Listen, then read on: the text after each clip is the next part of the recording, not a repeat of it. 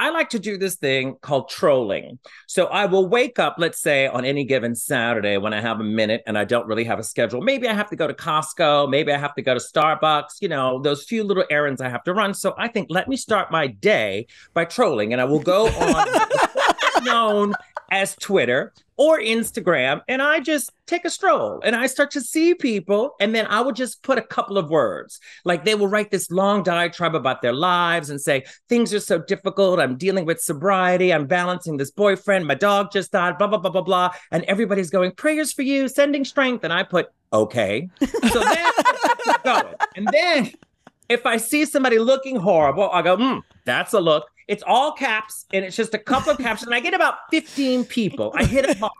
Then I turn off my phone. And then I let the day, as I go to Costco and run to Starbucks and take my dog out, do what I've got to do, and then come home at about 10 p.m. and I'm ready to go to bed. I open that phone and read the responses and giggle. Because what's amazing is when you don't interfere in the fuckery, everyone else is fighting the battles for you. And then you can see aftermath, because they go, yeah, Bianca's right. Where is your fucking earring? Yes, we're sick of your fucking rants about your goddamn life and your boyfriend. Okay is the perfect response. And that's what brings me joy. So that's my citations I give. But I also have this other one on the side hustle. I'm giving you this little information. I live in Palm Springs, and I moved here during the pandemic. And what was fascinating is I became a little crazy, as we all were, trapped at home. So the only thing I could do was circle the neighborhood in my golf cart. Now you're asking, why do you have a golf cart if you don't play golf? Well, I have a golf cart garage, so I needed to have a fucking golf cart. So it almost killed me, but that's a whole nother story. Anyway, I had the golf cart, and I would get drunk and get in the golf cart with another drag queen friend of mine, and we would just drive around the neighborhood and critique the landscaping. And if we'd write a Post-it note and stick it on the mailbox and just say, hey, fix it, front door, ugly color, bushes, too much, pull back on the floral, pull back on the... Yeah, it's important to mention these things. So we would do this. So can you imagine some old bitch in Palm Springs going to her mailbox going, what the fuck is this? But, it is what it is. So those are the citations I would give. But this is what makes me feel better. People say go to therapy. I go, fuck that. This is my therapy. This brings me joy. That brings me... I love that so much. So much joy. Number one, you're probably the smartest person on the World Wide Web to troll. Turn off the phone. Go implement, stupid shit that you want to do.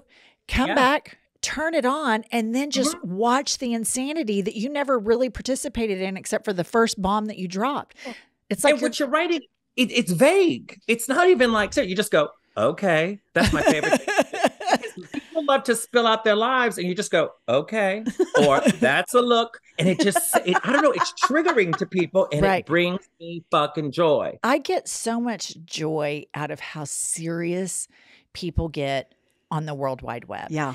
I mean, it's like a post that we put, or one of these clips from our podcast, and then people watch the clip. They think that we're dead fucking serious about shit. And they write, I'm talking 12 inches, a really good size monster dick post. Wait a minute. Comment. That's 12 inches to you? Where the hell is this? All right. I remember once I was at a party and there was this blogger, which is another useless fucking job, like influencer. But this bitch was at a party, and she has written some shit about me that was not favorable. And they were like, hey, Bianca, hey. And I said, why are you talking to me? You fucking hate me. It's clear you post it every day. And they said, oh, honey, don't take it personal. I have to write something every day. So it is what it is. And I thought about it. I was like, wait a minute, this makes sense. So a lot of the shit that people are saying, and a lot of people that people are putting out there, they don't necessarily believe it. They just have to fill a void of like saying it and doing it because they have to make a deadline. You know what I mean? It doesn't mean there's nothing to it. You just summarized our podcast. We have to say shit. We just throw it out there. Of course.